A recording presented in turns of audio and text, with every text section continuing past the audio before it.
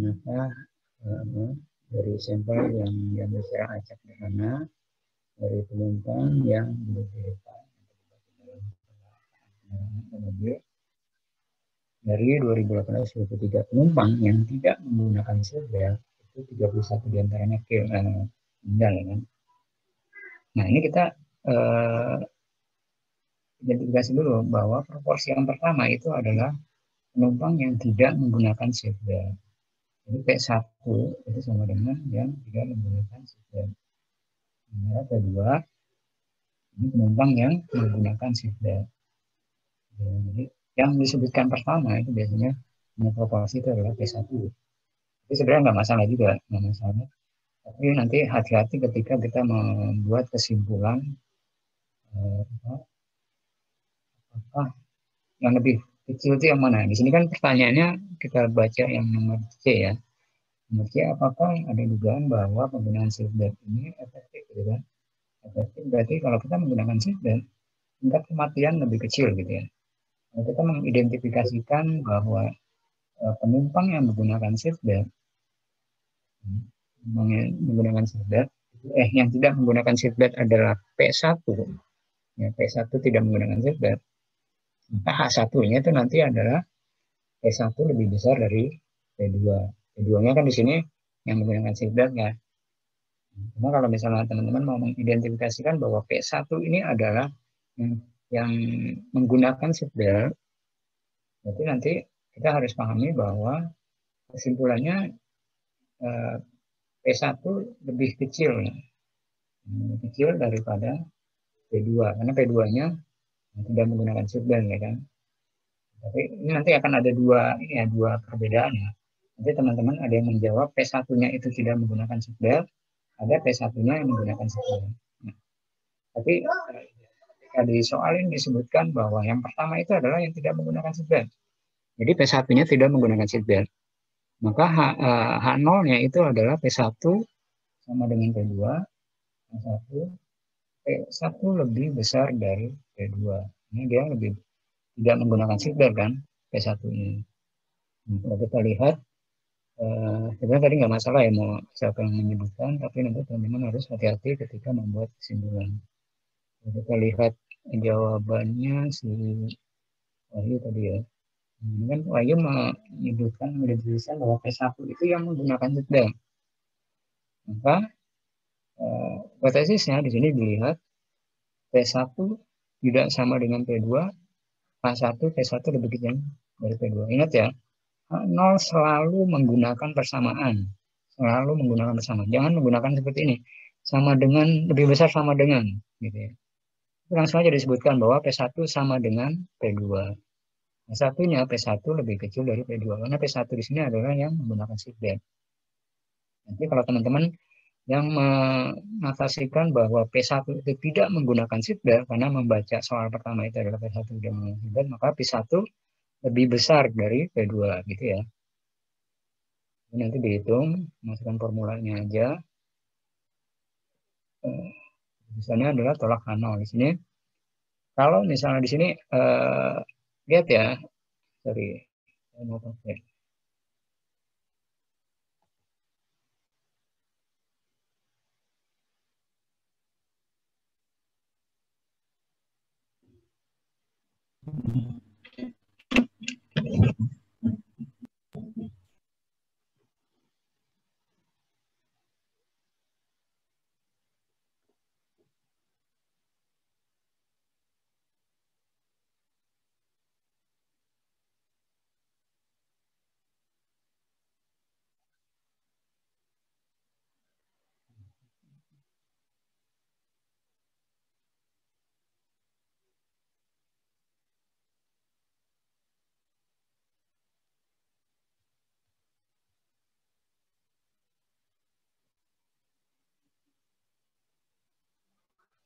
Nah di sini kalau teman-teman lihat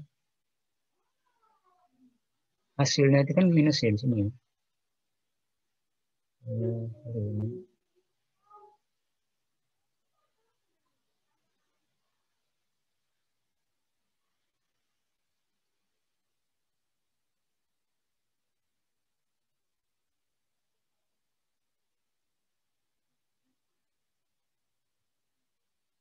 Hasil dari perhitungan katanya nilai kritikalnya adalah minus 6,10579 ya. Nah, sementara critical value-nya di sini disebutkan 1,645. Ini kan berbeda ya, positif sama negatif. Harusnya kalau mau pakai apa, hasil critical hasil statistik tesnya negatif, maka kita pakai critical value-nya juga negatif. Jangan positif. Jangan positif. Jadi di sini adalah minus 6105 lebih kecil dari minus 1,645. Jadi keputusannya nanti tolak kanan. Nah, ini tolak kanan. Tapi di sini menentukan nilai critical value-nya dia positif, harusnya negatif. Karena nilai statistik tesnya adalah negatif. Jadi harus sama. Statistik tes negatif, berarti kita pakai critical value negatif. Kalau statistik tesnya positif, kita pakai positif. Jadi ya, ada pertanyaan nggak? Jadi kalau misalnya, kalau teman-teman yang menjawab P1 itu adalah tidak menggunakan feedback, berarti kan hak satunya itu adalah P1 lebih besar dari P2. Maka critical value-nya harusnya nanti positif ya kan, lebih besar dia. Positif. Statistik tesnya positif, critical value-nya juga positif. Nah, nanti positifnya 6,105 lebih besar dari 1,645. Oke, ada pertanyaan? Soal nomor 1?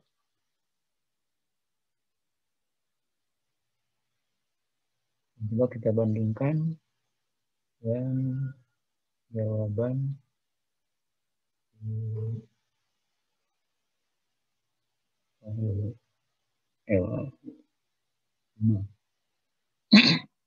ini cuma sama P1-nya adalah penumpang yang menggunakan seatbelt. Sama ya, P1 lebih besar dari P2.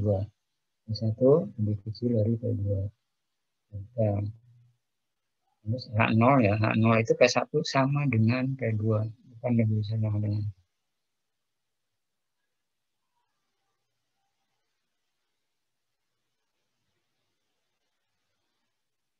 Oke, ada pertanyaan nggak? Soal nomor 1. Ada yang masih bingung nggak? Kemudian kesimpulannya, ini kesimpulan tadi apakah efektif gitu kan ya? Berarti apa efektif itu berarti pernyataan tentang H1 kan ya? Pernyataan H1 berarti keputusannya ada kata-kata mendukung ya, mendukung bahwa seatbelt itu untuk efektif untuk mengurangi keamanan. Mengurangi kematian yang apa sih biasanya? Kematian betul ya? Di sini nggak jelas.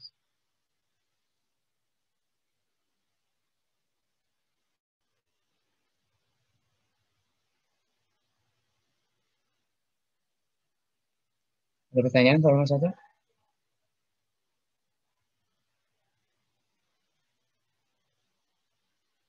Kemudian soal nomor 2. Nomor 2 itu ada nggak perbedaan gitu kan? Apakah ada perbedaan? Kita lihat soal nomor 2.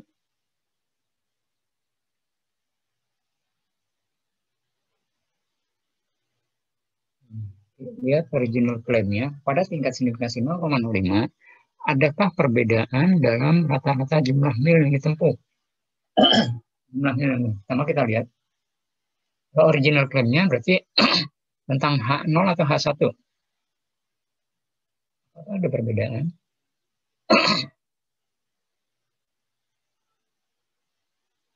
Halo, halo.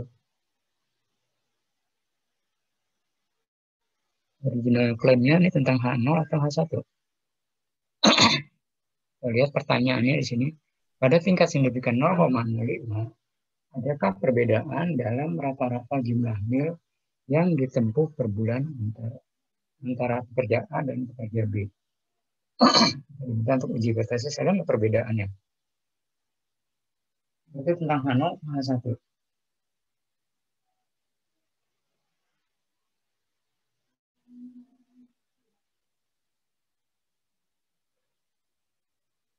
Ini ya. Halo, halo. Kemarin kayaknya bisa.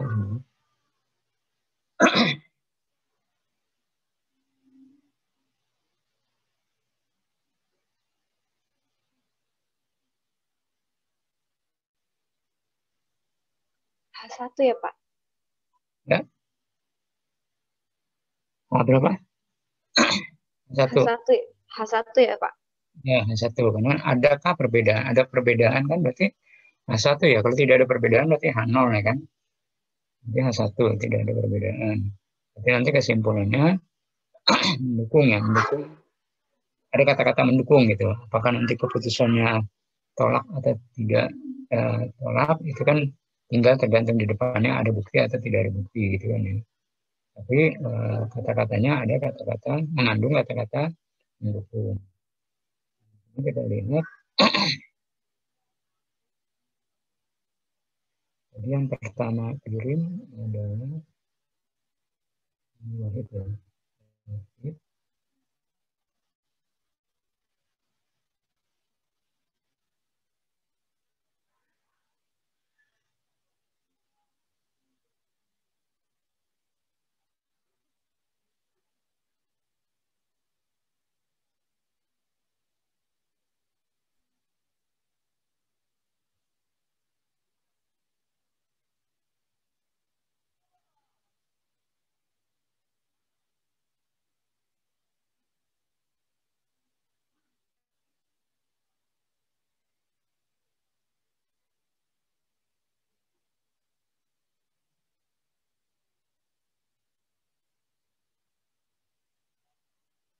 Wahid.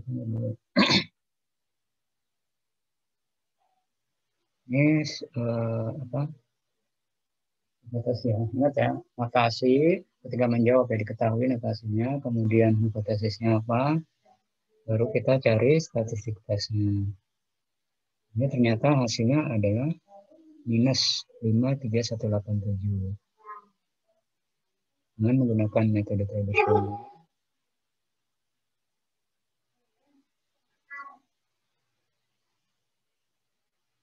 Nah ini kan statistik tesnya adalah 1 minus 1,53. Berapakah critical value-nya? Ini nggak kelihatan ya? Nggak ada ya? Ini mana Bayu? Bayu ini statistik tesnya critical value-nya berapa ya? Kan statistik tesnya dari hasil formula ya. Iya, Pak. Minus 153. Ya. Apakah critical value-nya? Minus 1,645 bukan? Minus 1,645. 645. Itu 645 itu dari mana? Dari Alpha 5% ya kan? Ya. Ini two tail atau one tail? Detail. Detail. Detail berarti salah satu sisinya itu kan 5% dibagi 2 ya.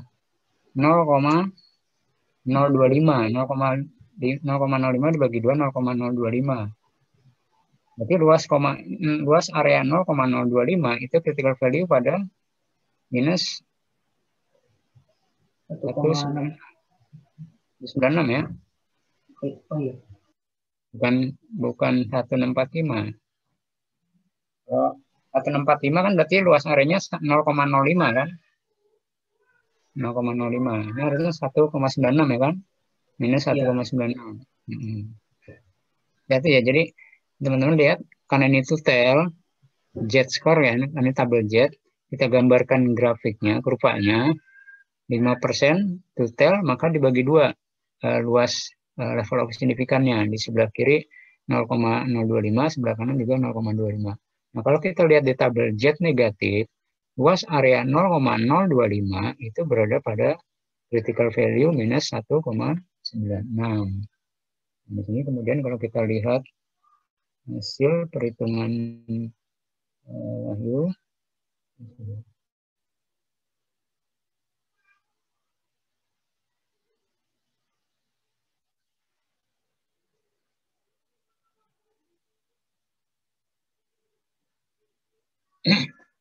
minus 1, kan apa statistiknya adalah minus 1,53. Sementara critical value-nya itu adalah 1,96. Nah, dia berada di area kritis enggak ini?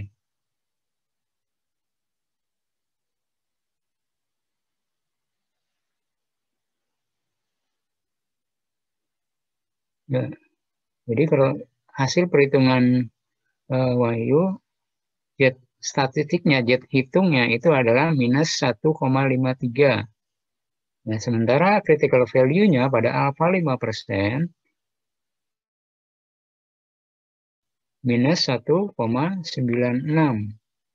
Kalau kita gambarkan kurvanya, apakah jet hitung ini berada di area kritis atau tidak?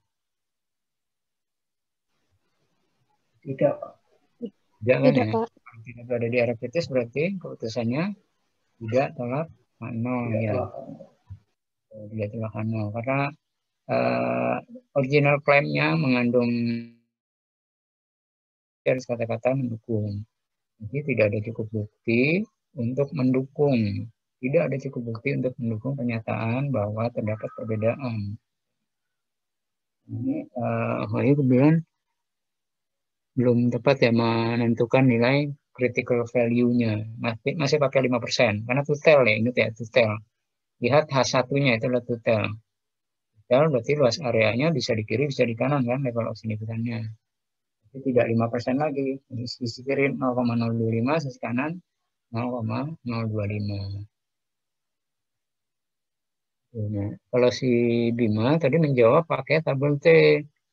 Ingat ya, ini soalnya harus diketahui populasi. Nah, kalau standar deviasi di populasinya diketahui, maka kita pakai tabel Z, bukan tabel T. Bima pakai tabel T. Ya Bima. Jadi ini nanti ya.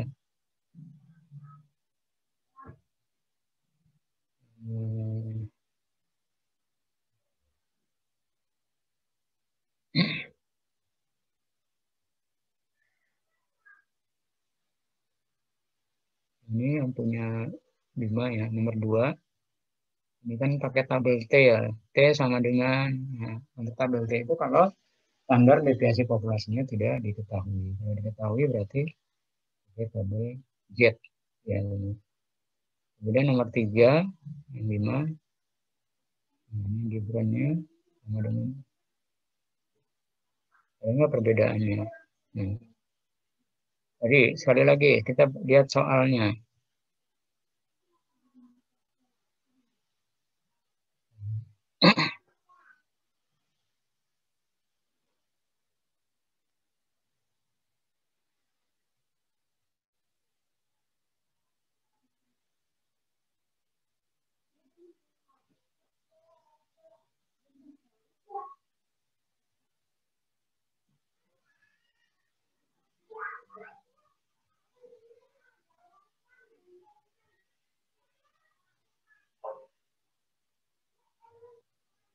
Nah, perhatikan nomor 3.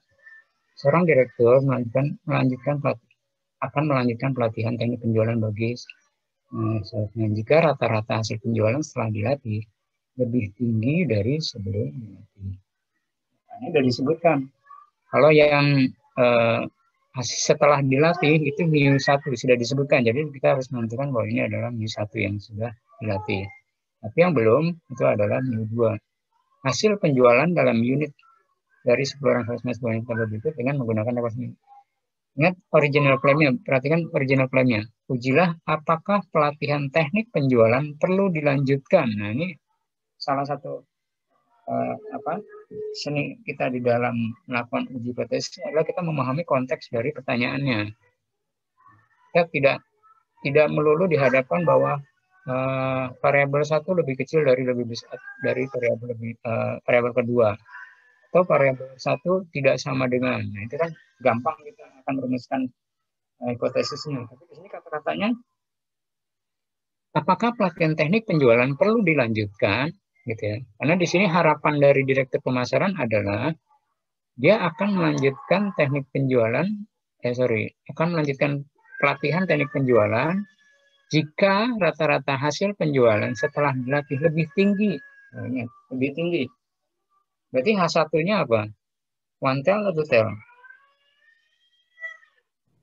One tail, Pak. One tail kan, lebih tinggi. Setelah penjualan, berarti di sini mu1-nya atau difference-nya lebih besar ya, lebih besar dari 0. setelah pelatihan itu harusnya lebih besar dari 0, difference-nya lebih besar dari 0. Karena harapannya kan setelah pelatihan penjualannya meningkat gitu kan ya. Nah, jadi harus lebih besar, difference-nya harus lebih besar dari 0. Di sini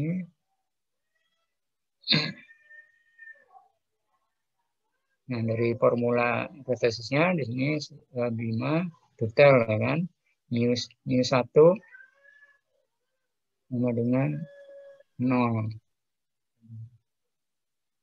Tidak sama dengan 0, sorry.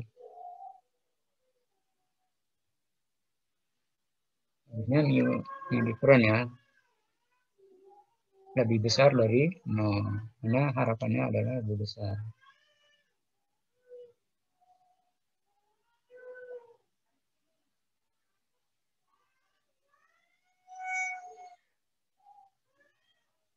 Nah, jadi menjawab karena yang ditanya apakah apa tadi pelatihan teknik penjualan perlu dilanjutkan, pertanyaannya itu. Jadi jawabnya nanti harus dilanjutkan atau tidak, menjawab itu dengan kesimpulannya. Kalau kesimpulannya apa?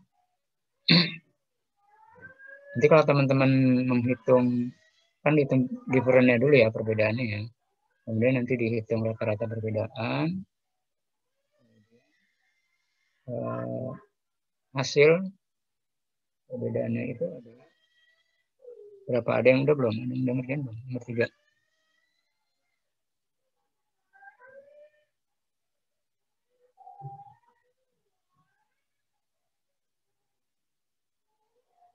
Lalu 0,025.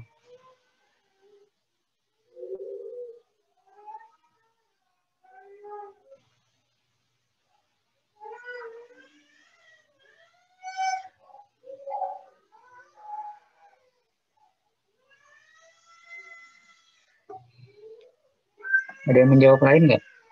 Difference-nya berapa? Critical value apa? Statistik tesnya? 3,098. 3,098. Ya. Statistik tesnya adalah 3,098. Sementara critical value-nya 1,833. 1,83. Ya. Berarti keputusannya apa? Statistik tesnya lebih besar dari critical value.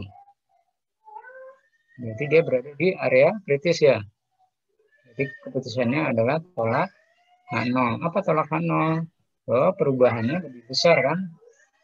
Difference lebih besar dari 0. Maka pelatihannya efektif kan? Perubahannya lebih besar, berarti pelatihannya efektif. Jadi untuk menjawab ini kita buat dulu keputusannya apa. Tadi statistik test lebih besar dari critical value, maka keputusannya adalah tolak H0. Kemudian kesimpulannya ada cukup bukti untuk mendukung pernyataan bahwa pelatihan ini atau bisa juga disebut tadi ada yang jawab ini. Oh, pelatihan itu efektif gitu kan.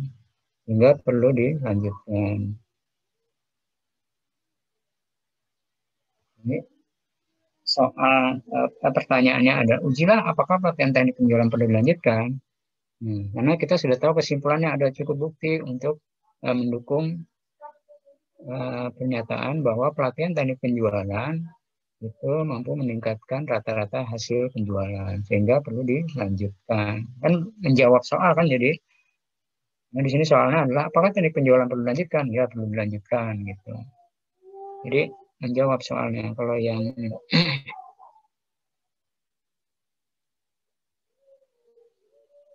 Bima di sini tolak Hano terdapat cukup bukti untuk menolak klaim bahwa perubahan rata-rata dari sebelum dilatih adalah sama dengan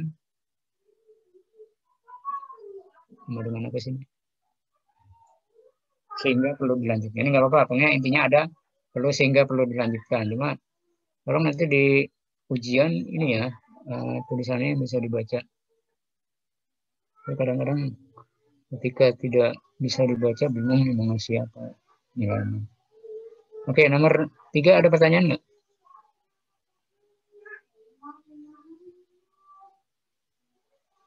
Atau dari 1, 2, 3 ada mau ditanyakan? Silakan. Masih bingung? Ada yang masih bingung?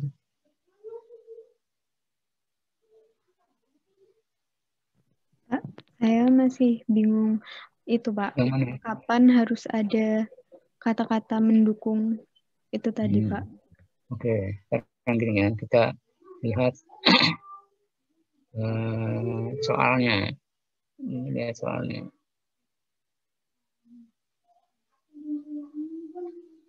Ya, soalnya yang nomor 1, kita cari original claim-nya ya. Original claim-nya, original claim itu biasanya yang ditanyakan ya, biasanya ditanyakan.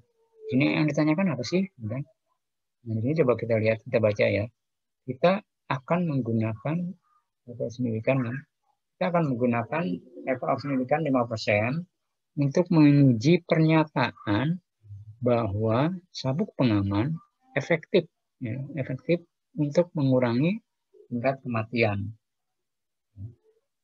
Nah, kalau kita pahami konteks pertanyaan ini bahwa sabuk pengaman itu efektif mengurangi kematian. Artinya apa?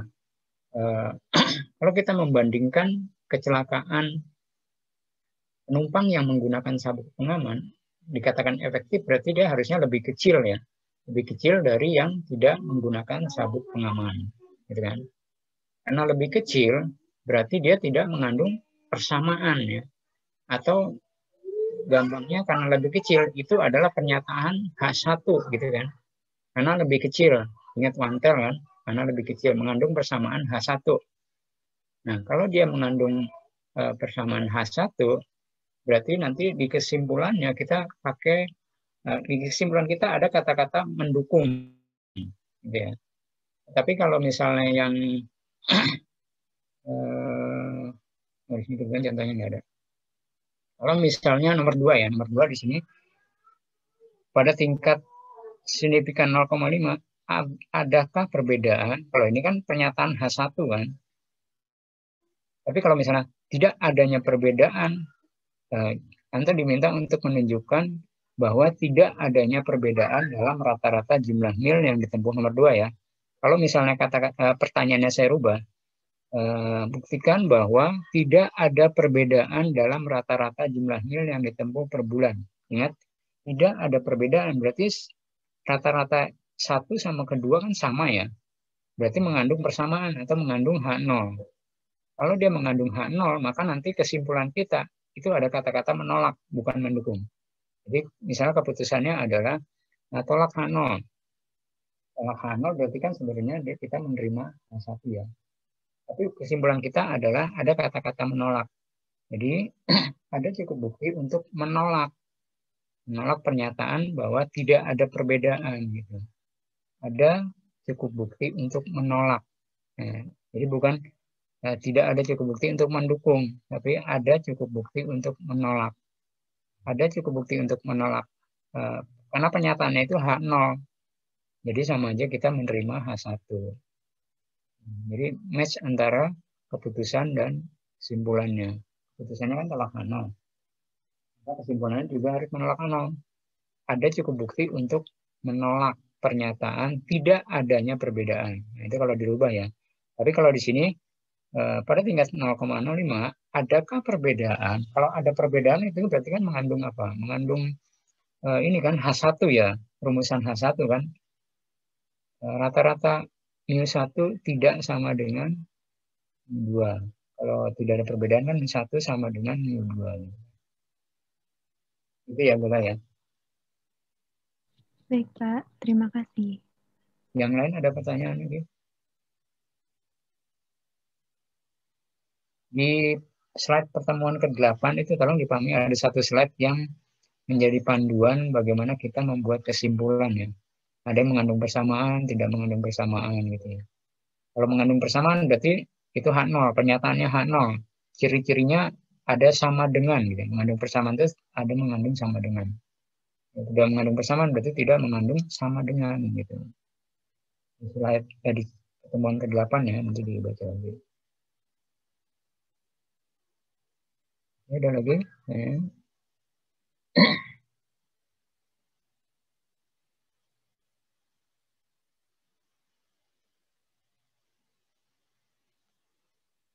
Kemudian ya sekilas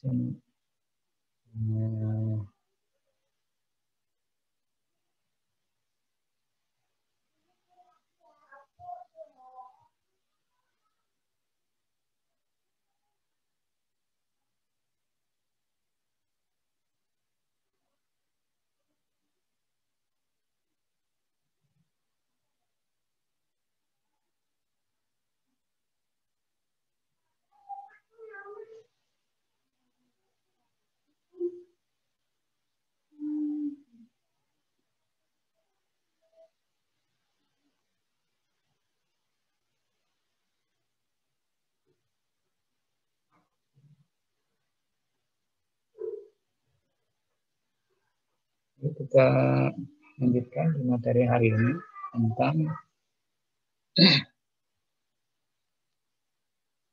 bab 10 korelasi dan regresi. Ini juga pembahasan yang cukup rumit ya. Jadi tapi masih berkaitan dengan materi sebelumnya. Kalau kita bisa memahami di materi bab 8 9, kalau di bab 10 juga lebih mudah. Jadi kalau kita masih belum yakin di bab 8 9 nih, harusnya dikuatin dulu di bab 8 bab 9 juga ya. Supaya di bab 10 juga teman-teman bisa memahami. Lagi ini banyak sekali kalau di ujian yang salah ya, menjawab soal tentang materi korelasi dan regresi. Jadi target kita hari ini mengetahui konsep dan mampu melakukan perhitungan korelasi dan regresi. Kita mampu melakukan prediksi berdasarkan model regresi. Apa sih korelasi ya? Kalau korelasi hubungan ya. Jadi di sini kita akan melihat apakah ada hubungan antara satu variabel dengan variabel yang lainnya. Kemudian kalau regresi artinya ada hubungan linear, ada hubungan linear antara variabel satu dengan variabel lainnya. Mungkin ada hubungannya variabel satu dengan variabel lainnya, tapi tidak linear. Nah, di dalam regresi ini disyaratkan hubungannya itu linear. Linear itu maksudnya apa? Jadi ketika variabel satu itu naik, variabel lainnya juga naik. Atau ketika variabel satu naik, variabel yang lainnya adalah turun.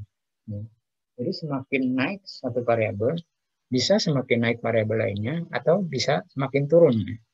Itu namanya korelasi, linear, hubungannya linear. Semakin bertambah variabel X, maka bertambah juga variabel Y. Atau semakin bertambah variabel X, semakin menurun variabel Y. Jadi jelas, naik atau turun gitu ya, positif atau negatif hubungannya. Itu disebut dengan linear. Nah itu nanti dengan adanya linear itu kita bisa membuat sebuah persamaan regresi. Fungsinya untuk apa? Untuk memprediksi. Jadi ketika kita menggunakan data sampel, ini dalam kegiatan diferensial, kita menggunakan data sampel untuk mengestimasi populasi gitu kan ya. Nah, ketika kita menggunakan data sampel, kemudian kita membuat sebuah persamaan regresi. Dengan persamaan regresi tersebut, kita bisa mengestimasi, bisa memprediksi nilai berikutnya itu berapa gitu. Dengan adanya persamaan regresi. Ya, nanti kita memahami apa itu korelasi, kemudian melakukan uji korelasi, kemudian membuat model regresi, dan melakukan uji korelasi rank.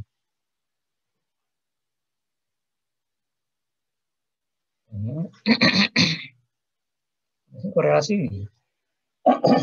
katakan korelasi antara dua variabel ketika nilai sebuah variabel itu ada hubungannya, memiliki keterkaitan, memiliki hubungan dengan nilai variabel lainnya. Tadi dikatakan ketika variabel X naik, semakin meningkat variabel X, maka semakin meningkat juga variabel Y atau makin menurun. Itu korelasi.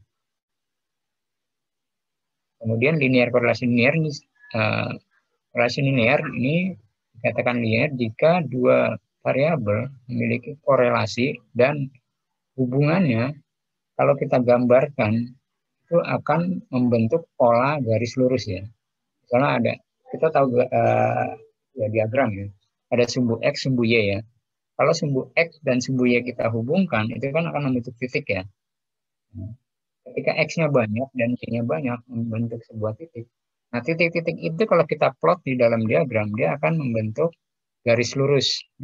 Itu yang disebut dengan korelasi linier. Bahwa hubungan keduanya memiliki korelasi linier. Nah, kemudian di sini ada namanya koefisien korelasi linier. Ini mengukur untuk mengukur tingkat kekuatan dari korelasi linier antara data kuantitatif X dan Y yang berpasangan. Korelasi linier ini akan disebut juga dengan Pearson ya, Pearson, untuk mengenang Pearson yang wafat tahun 1936 ya, yang mengembangkan konsep dari koefisien korelasi. Jadi gitu ya, ada hubungan korelasi. Kita pahami dulu, korelasi itu adalah hubungan variabel X dengan variabel Y. Cuma masalahnya hubungan itu linear atau tidak, gitu kan? Ada dua variabel yang memiliki hubungan linear, ada yang tidak mempunyai hubungan linear, tidak linear. Jadi ada linear dan tidak linear. Nah, di sini kita hanya akan mempelajari hubungan linear. Di sini kalau kita lihat tadi hubungan antara X dan Y, kan kalau kita plot titik-titiknya itu akan membentuk garis lurus ya. Di sini kita lihat yang gambar A. Gambar A ini positif correlation ya. Hubungannya positif. Kita lihat di sini garisnya lurus ya kan. Garis lurus dari kiri bawah ke kanan atas. Artinya positif correlation. Di sini koefisien korelasinya R sama dengan 0,851. Dikatakan positif, semakin besar nilai X ke kanannya, sumbu X-nya semakin besar nilai X, maka semakin besar pula nilai Y. Maka disebut positive correlation. Kebalikannya juga disebut dengan negative correlation. Korelasi negatif. Kalau semakin besar nilai X, X-nya semakin besar, maka nilai Y-nya semakin kecil. Makanya dia garis lurusnya dia menurun dari kiri atas ke kanan bawah. Jadi kalau positif dari kiri bawah ke kanan atas. Positif dan negatif. Di bawahnya ini yang C sama D ini tidak ini korelasi. Ini korelasi yang C-nya nah udah jelas ya arahnya. Kemudian kalau yang D itu tidak mempunyai hubungan tapi tidak linear, kadang naik sama-sama naik kemudian turun gitu kan. Ini tidak linear. Sebenarnya seperti itu, hubungan antara dua variabel. Nah, kalau kita gambarkan di sini, titik 0 itu tidak memiliki correlation. Dia mengarah ke minus 1, artinya ke arah negatif korelasi. Kalau nilai koefisien korelasinya negatif, maka korelasinya adalah negatif. Kalau minus 1 itu berarti proper negative correlation. Semakin mendekati nilai minus 1, maka semakin kuat. Begitu juga kalau positif. Semakin mendekati 1, maka korelasinya semakin kuatnya. Dari lemah, berat, kemudian kuat.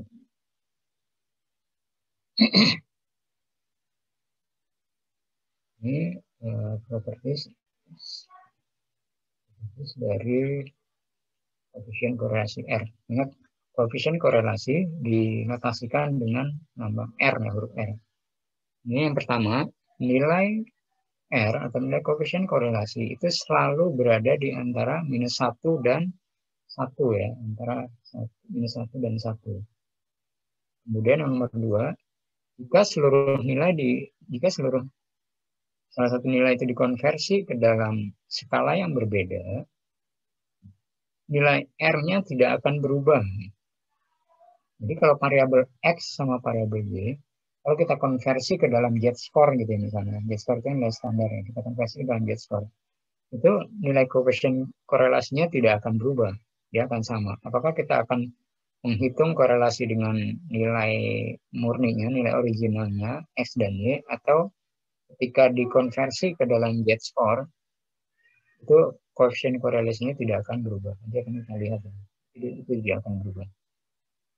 Kemudian nilai R-nya itu tidak akan berdampak pada pilihan X atau Y. Ketika kita menghitung hubungan antara X dan Y, variabel X dan Y, itu tidak akan berubah kalau kita balik Y. Bagaimana berapa korelasinya antara Y dengan X? Itu akan sama, X dengan Y sama. Jadi perubahan atau perpindahan X dengan Y itu tidak akan mempengaruhi nilai koefisien korelasinya. Kemudian yang keempat, di sini nilai R untuk mengukur kekuatan dari hubungan linear. Kemudian yang kelima, nilai R itu sangat sensitif terhadap outlier. Nilai yang akan mendekati 0 mengindikasikan hubungannya kecil ya antara variabel X dan Y. Ketika semakin mendekati 0 itu hubungannya kecil, hubungannya lemah. Ya.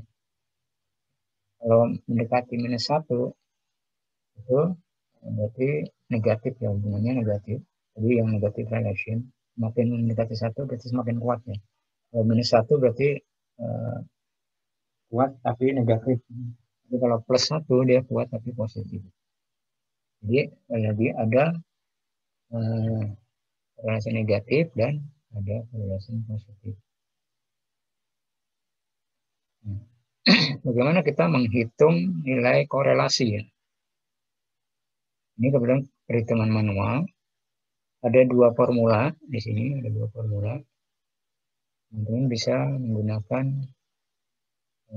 yang formula sebelah kiri atau yang sebelah kanan. Nah, di sini variabel X sama Y, kalau kita hitung korelasinya dengan formula 1 ya. Ini N kali sigma X. Y dikurangi dengan sigma X, Y dibagi dengan akar, dan seterusnya. Tapi bisa juga kita konversi ke dalam nilai z-score-nya, nilai z-score-nya. Di X-nya kita hitung nilai z-score-nya. X dikurang X bar dibagi dengan standar deviasi gitu kan ya. Nilai z-score. Di sini yang menjadi perhatian, kita menghitung ini hanya untuk mengaplikasikan korelasi linear ya. Mungkin bisa aja nanti ditemui ada koefisien atau ada korelasi tidak linear. Tapi di sini kita hanya untuk mempelajari korelasi linearnya saja. Nah, ini contohnya. Kita diminta untuk menghitung nilai koefisien, ya, koefisien korelasi R menggunakan ini contohnya menggunakan aplikasi. Nanti kita hitung pakai manual tadi yang formula tadi ya. Dari contoh 1, 2, 3, 5 orang. 5 orang. Di sini ada data mengenai panjang jejak sepatu sama tinggi badan laki-laki ya. Panjang jejak sepatu. Sampel pertama itu jejak sepatunya itu panjangnya 29,7 cm. Nah, itu orangnya, laki-lakinya tingginya adalah 175,3. Kemudian ada lagi yang jejaknya 2,9,7 cm, tingginya 107,8. Nah, kita diminta, ada nggak sih hubungan antara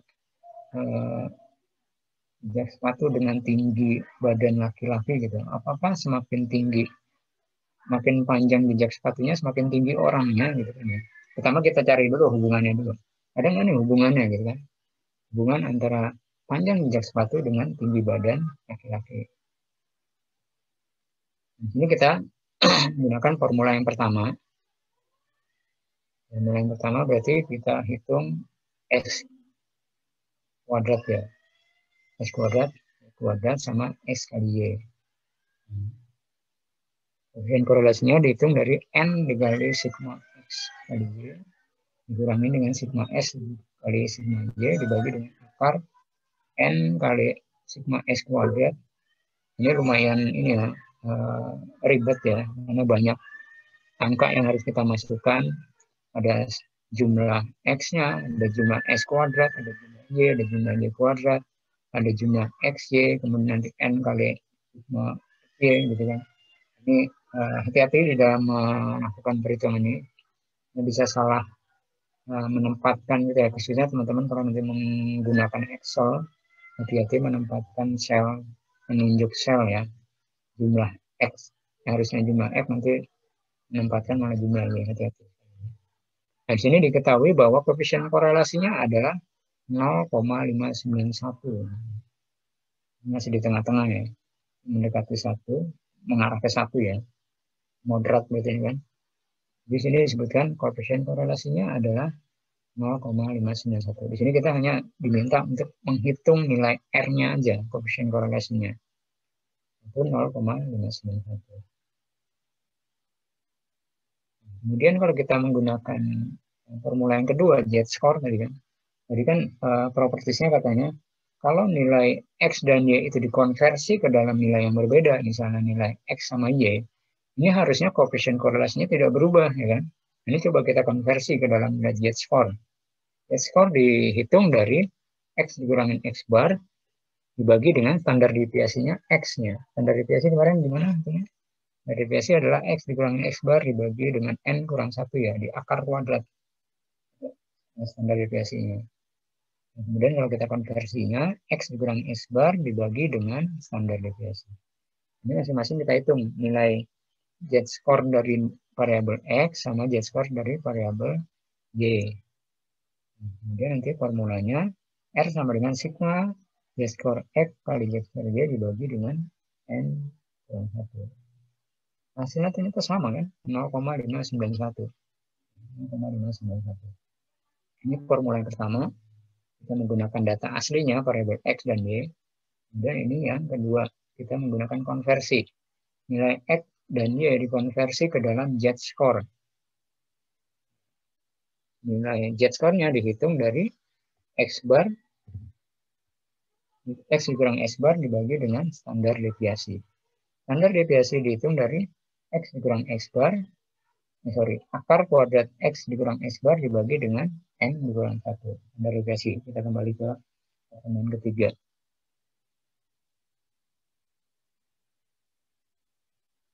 Oke, itu korelasi. Ada pertanyaan? Jadi, kita diminta untuk harus tahu dulu konsep dari korelasi. Korelasi itu adalah hubungannya. Ada nggak sih hubungan antara dua variabel, X dan Y? Yes ya. Pak, izin bertanya Ya. Pak. Silakan. Untuk datanya uji tadi korelasi tadi itu Pak, apa ada data minimalnya kayak misalnya harus ada X, ada 5X sama 5Y kayak di tabel ini Pak? Ya, kalau uji korelasi sebenarnya, tapi nanti ya itu ketika kita membuat model regresi itu nanti ada syarat-syaratnya biasanya. Tapi kalau di soal ujian biasanya nggak ada. Biasanya cuma karena ini ngitungnya manual ya, ngitung manual paling sedikit nggak nyampe 10 ya. Tapi kalau dalam kenyataannya nanti korelasi, nanti ada syarat-syaratnya. Jika kita melakukan uji korelasi nanti berikutnya nanti ada ya. Seperti apa? Tapi kalau di soal UAS gitu ya, itu nggak ada sih. Biasanya di bawah 10. Kemarin kayaknya di bawah 10. Gitu ya. Baik, terima kasih Pak. Nah ini tadi kan kita sudah menghitung koefisien korelasi ya. Kita tahu bahwa itu ada hubungan, ada korelasi antara jejak sepatu, panjang jejak sepatu sama tinggi badan. Itu tahu itu ada hubungannya. Cuma sekarang pertanyaannya, linear enggak gitu kan? Karena kita di sini membutuhkan hubungan yang linear untuk membuat sebuah model regresi gitu. Kalau tidak linear ya nggak bisa dibuat model regresi, harusnya linear. Gitu. Dan di sini kita harus melakukan uji korelasi untuk menentukan apakah hubungan tadi linear atau tidak gitu ya. Ini notasinya N dengan jumlah pasangan data, kemudian R-nya adalah koefisien korelasi. Syaratnya itu dari datanya sama yang tadi yang contohnya di 41. Kemudian namanya uji, kita harus menyusun hipotesis. H0-nya adalah, ingat, H0 selalu sama dengan ya. Ingat, selalu mengandung persamaan, sama dengan, jangan lebih besar sama dengan atau lebih kecil sama dengan. Mengandung sama dengan. Nah, P lebih kecil, I lebih kecil dari sama dengan dari 0. Artinya kalau sama dengan 0 berarti tidak ada korelasi linear. Atau H1-nya P tidak sama dengan 0. Artinya ada korelasi linear gitu. Nah, di sini kita akan menggunakan tabel A5. Tabel A5 kalau teman-teman lihat di tabel lengkap kemarin yang di Sobat Adi, itu ada tabel A5. Jadi di ujian juga sudah ada tabel A5. Kita menggunakan tabel A5 untuk menentukan nilai positif dan negatif. Ini dikatakan hubungannya memiliki korelasi linear ya. Ini jika komputer menghitung ada koefisien korelasi dari ekor kiri sampai dengan nilai critical value-nya. Jadi kalau tadi kita lihat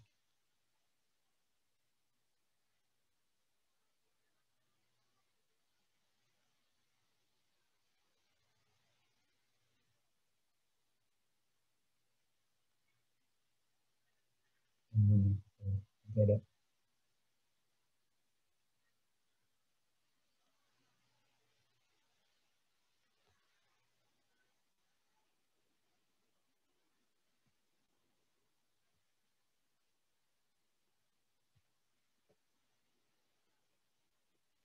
Ini dikatakan, kalau dikatakan korelasi, berarti nilai R-nya itu berada di area sisi kiri dari ekor kurva sampai dengan titik critical value ya, dari titik kiri sampai nilai titik critical value-nya. Ini adalah nilai critical value.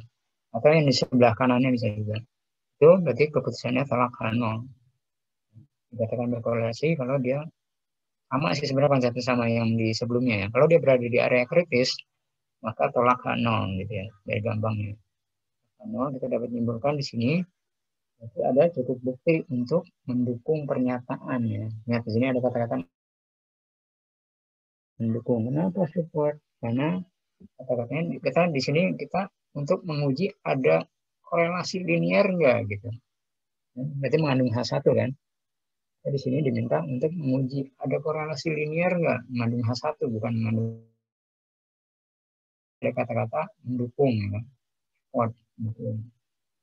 Di sini dikatakan tidak korelasi, tidak memiliki korelasi atau tidak memiliki korelasi linear kalau dia berada di antara nilai critical value. Jadi ada nilai critical value negatif, positif, dia berada di tengah-tengahnya. Jadi bukan berada di area kritis. Sebenarnya konsepnya sama aja ya. Kemudian yang di bawahnya di sini, jika nilai mutlak dari R lebih besar dari critical value, untuk gampang memahaminya, kalau nilai R-nya, nanti R itu bisa positif, bisa negatif ya kan. Hubungannya bisa positif correlation atau negatif correlation. Tapi kalau kita mutlakkan angka R-nya, nilai mutlak R lebih besar dari critical value, maka keputusannya adalah tolak 0 ya. Ya. Nilai mutlaknya lebih besar dari critical value. Kalau lebih kecil berarti tidak tolak 0. Ini pembulatan untuk koefisien korelasi. Nanti ketika menghitung kan panjang desimalnya. Bulatkan di sini koefisien korelasinya sampai dengan 3 desimal ya, 3 desimal. Karena di A5-nya 3 desimal. Di sini kita lihat kurvanya kan mirip-mirip dengan kurva Z sama kurva T ya. Sama. Di sini kalau titik tengahnya ada 0, ke arah kiri itu -1, ke arah kanan itu adalah 1. Jadi kalau misalnya critical value yang kita lihat di tabel A5 itu di sini disebutkan 0,878. Sementara sampel datanya tadi kan kita hitung ada korelasi antara panjang jejak sepatu sama tinggi badan laki-laki itu adalah 0,591 ya kan. Dia berada di antara minus critical value-nya 0,878 sama 0,878 positif ya. Dia tidak berada di area kritis. Area kritis ini yang mana merah. Area kritis kan adalah satu titik critical value ke arah ke kiri atau ke arah kanan gitu kan untuk critical value. Tapi ini 0,591 berada di luar area kritis. Berarti dia tidak ada korelasi. Sama aja ya konsepnya. Cuma gambarnya aja yang berubah. Kalau ini bukan berbentuk shape bar. Ini garis biasanya. Di sini dari gambar 10.3 menunjukkan bahwa hasil perhitungan koefisien korelasi R itu adalah 0,591. Dia berada di antara dua nilai critical value, ya, berada di antara dua. Maka kita dapat simpulkan bahwa tidak ada cukup bukti untuk mendukung pernyataan bahwa ada hubungan linier antara jejak sepatu, panjang jejak sepatu dengan tinggi badan laki-laki. Tidak ada hubungan linier. Nah, ini kita lihat gambarnya kan no correlation, ya, tidak ada hubungan linier. Jadi di sini tidak ada cukup bukti untuk mendukung pernyataan bahwa kita mendukung pernyataan tidak ada linier korelasi linier antara jejak panjang jejak sepatu dengan tinggi badan laki-laki.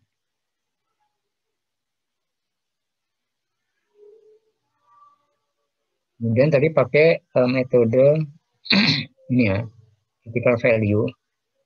Kita juga bisa menggunakan pakai metode p-value. Kalau kita pakai metode p-value, ini salah satu teman-teman silakan memilih apakah mau pakai metode critical value atau p-value. Kalau kita mau menggunakan metode p-value, berarti kita hitung dulu nilai statistik tesnya dengan menggunakan tabel T nantinya. Berarti di sini statistik tesnya R, koefisien korelasi dibagi dengan akar 1 dikurang E kuadrat dibagi dengan N dikurang 2.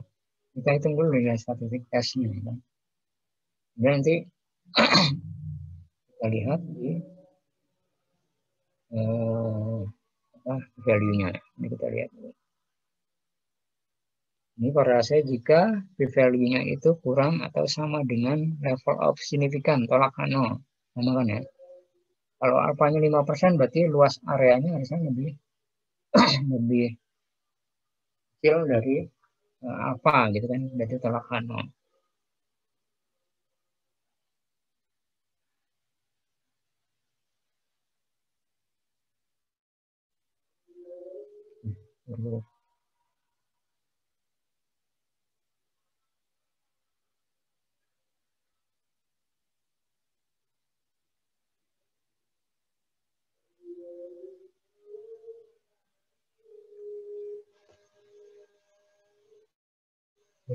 Jam 2.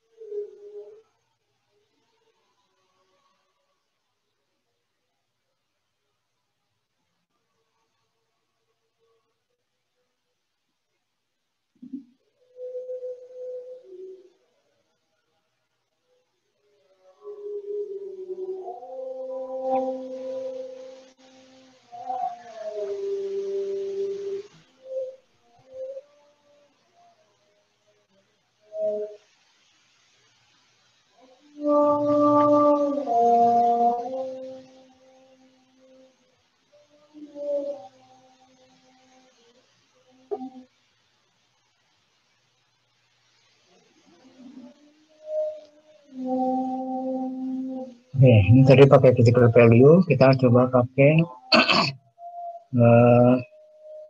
value.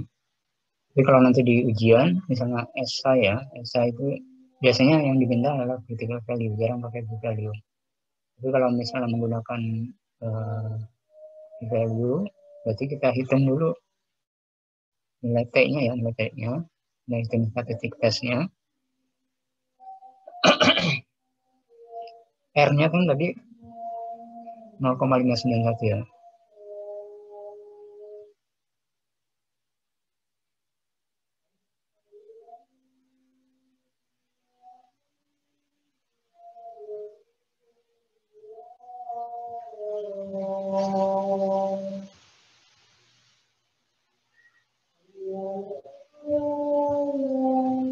Baik, detail. Nah, ini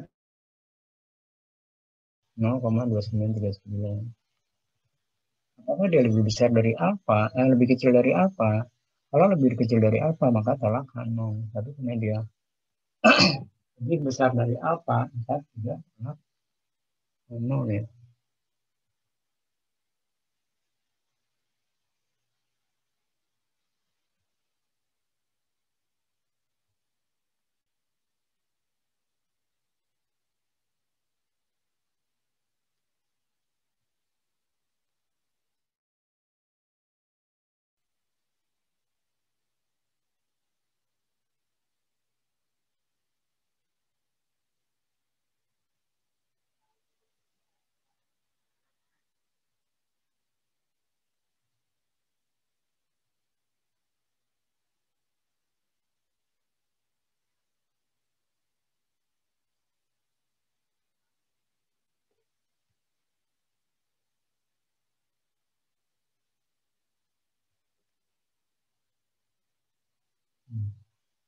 Jadi kan yang kita hitung pakai critical value, nilai aktivitasnya atau R-nya itu berada di luar area kritis ya kan, 0,591, sementara nilai kritikalnya adalah 0,878. Karena berada di luar area kritis, maka keputusannya adalah tolak 0, tidak ada korelasi ya. Tidak ada korelasi, no correlation. Nah, dia tidak berada di area kritis.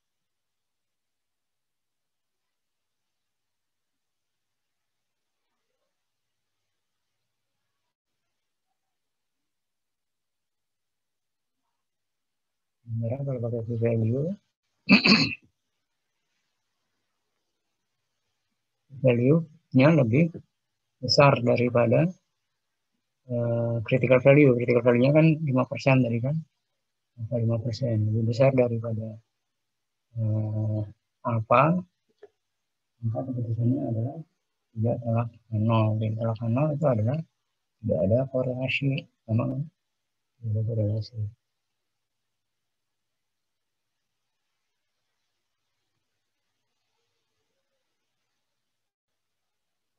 Ini sorry, belum di taruh di Sobat Adi ya, nanti saya taruh. Oke, ada pertanyaan dulu nggak? Mau kita break sholat?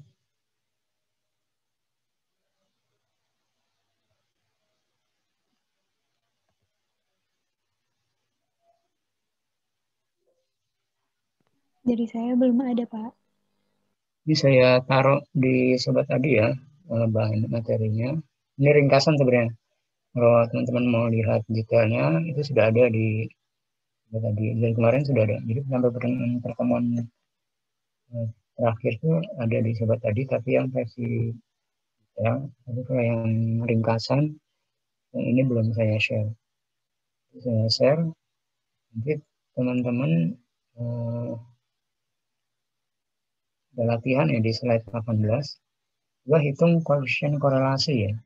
Tadi kan kita sudah menghitung koefisien korelasi antara panjang jejak sepatu sama tinggi badan laki-laki. Dan kemudian kita melakukan uji korelasinya. Ada nggak korelasi linearnya, ada nggak gitu kan? Nanti kita coba latihan. Ini di slide 18.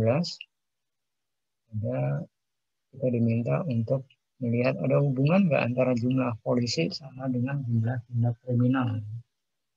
Hubungannya nggak, kita hitung koefisien korelasinya. Kemudian nanti kita uji korelasi linear nggak nih hubungannya gitu kan. Oke, sementara kita break dulu, sholat. Kita lanjutkan kembali. Terima kasih, saya tutup ya. Assalamualaikum warahmatullahi wabarakatuh.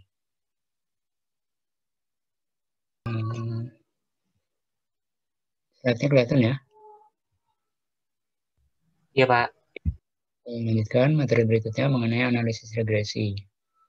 Jadi analisis regresi ini kita menganalisa atau membuat sebuah persamaan regresi dengan tadi sebelumnya kita sudah menghitung korelasi. Gitu. Jadi kita akan memprediksi dengan persamaan regresi ini kita akan memprediksi sebuah nilai variabel y ketika nilai x-nya itu ditentukan ya, sudah ditentukan. Jadi sini persamaan regresi adalah kita akan membuat prediksi sebuah nilai variabel dari yang sudah diberikan nilainya pada nilainya. Jadi berapa sih nilai y kalau misal nilai x-nya sekian gitu ya. Kita kan sudah tahu nih hubungan antara x dengan y, ada hubungan linear kan. Kemudian kita akan memperkirakan nilai y ketika kita sudah mengetahui nilai x-nya itu berapa. Di sini persamaan regresi menggambarkan hubungan antara variabel x yang biasa disebut dengan variabel penjelas atau variabel prediktor atau disebut dengan variabel respon atau variabel dependen. Variabel x variabel independen, variabel bebas, dan variabel y variabel terikat. Di sini teman-teman hati-hati ketika menentukan mana variabel x dan mana variabel y. Nah, ini tentunya kalau di contoh kasus-kasusnya sangat terkait dengan kegiatan ekonomi ya. Dan apakah hubungan pendapatan dengan belanja kayak gitu ya. Teman-teman sudah belajar mata kuliah ekonomi mungkin ya. Nanti di ujian hati-hati ketika menentukan mana variabel x dan mana variabel y-nya. Jadi sebenarnya apapun ya, secara statistik apapun nilai x dan nilai y itu bisa diregresi. Cuma masalahnya itu benar nggak regresinya? Benar nggak bahwa A itu mempengaruhi nilai B gitu? Nilai variabel x mempengaruhi nilai y.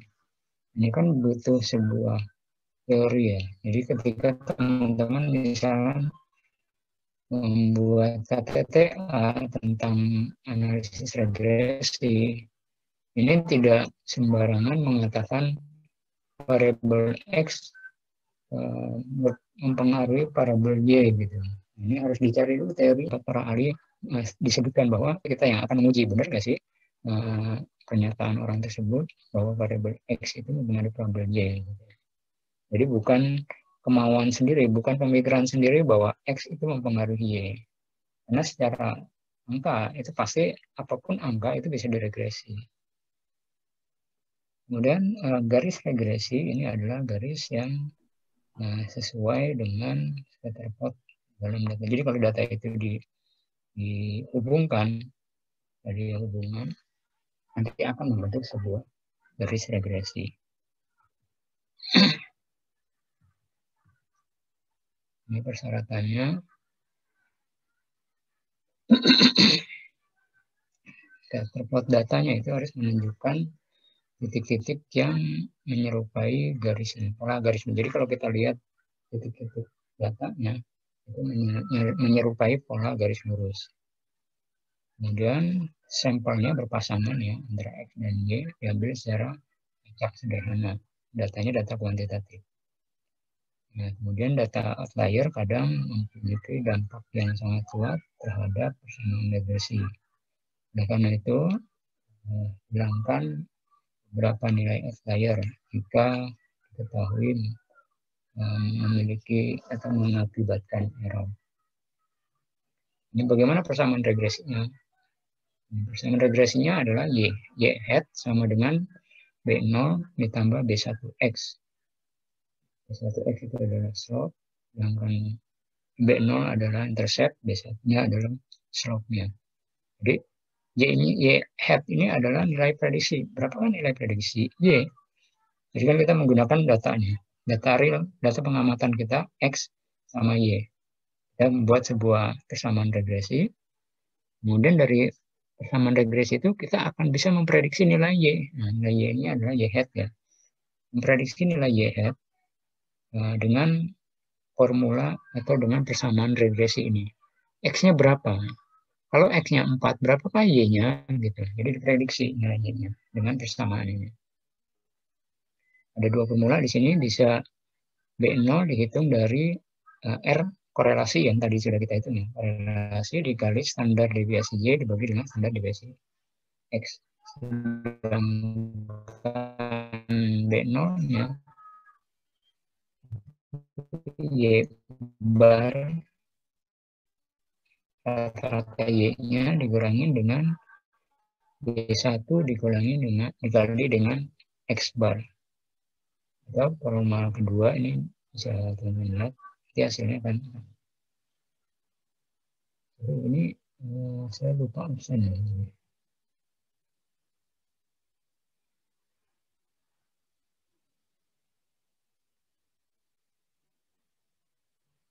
Ya, absen dulu.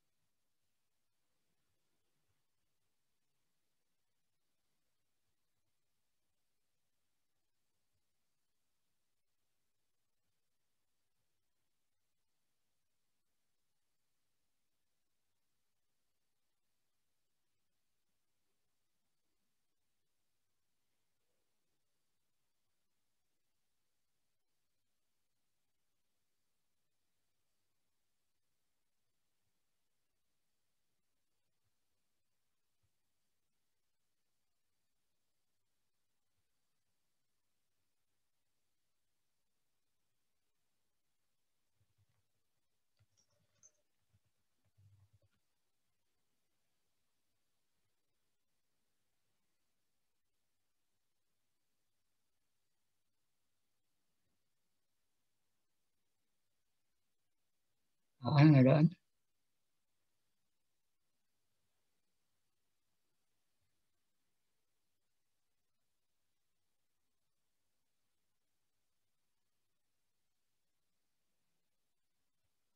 Ada. Ahmad Ilyas. Hadir, Pak.